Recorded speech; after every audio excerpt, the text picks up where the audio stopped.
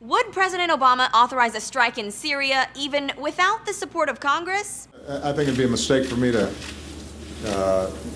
jump the gun and speculate, because right now I'm working to get as much support as possible out of Congress.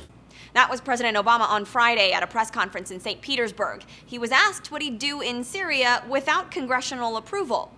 A response HuffPost's Jennifer Bendery characterized as a refusal to give a direct response. Actually, that's not just a characterization. He literally verbatim said that when another reporter asked a follow-up. You're not getting a direct response. That's the kind of answer that drives the press wild. He didn't say no, he didn't say yes.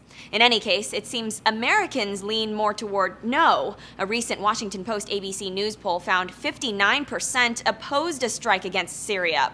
Side note on that, though, when the Washington Post conducted a similar poll last year, it found a majority supporting military action if it was determined chemical weapons were used against civilians. The White House has, of course, since determined the Assad regime used chemical weapons, including deadly sarin gas, against its own people, including women and children.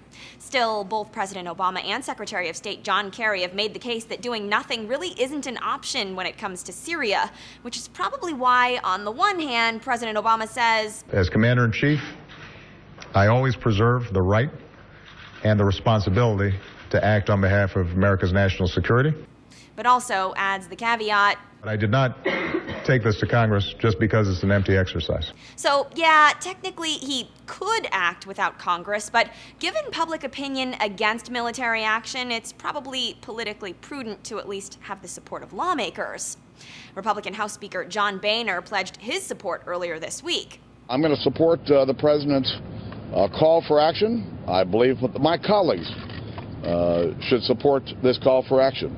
A resolution on the table would essentially put a 90-day deadline on action in Syria to avoid an open-ended commitment. A Senate committee passed it this week, and it's expected to get full votes next week. As for the chance of congressional disapproval, hard to predict, but CNN's latest count has 4 no votes for every yes in the House. For Newsy, I'm Christina Hartman.